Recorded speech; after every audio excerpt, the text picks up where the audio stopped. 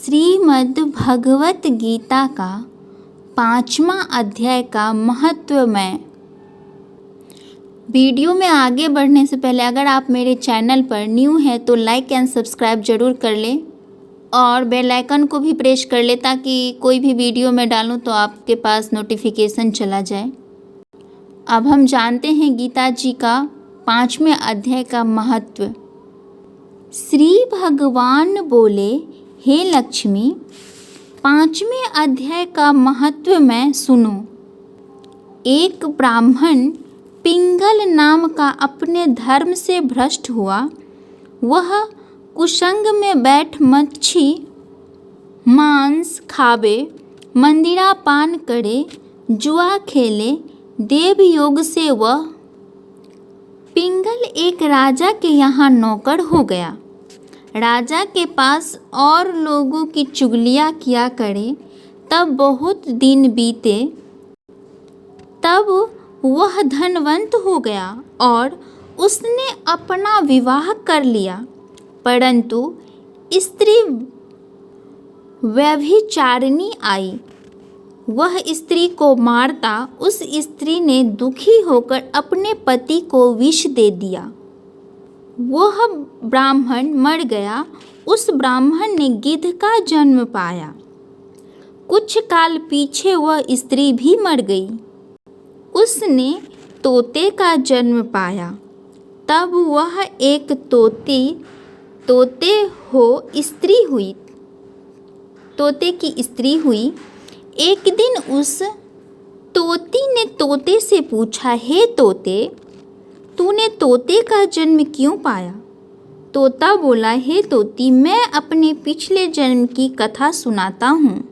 मैं पिछले जन्म में ब्राह्मण था।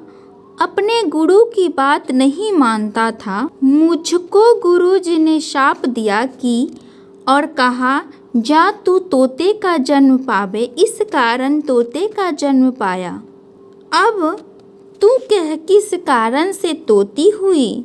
उसने कहा, मैं पिछले जन्म में ब्राह्मणी थी। एक दिन मैंने पति को विष दे दिया और वह मर गया। तोते ने कहा, तू बुरी है जिसने अपने पति को विष दिया।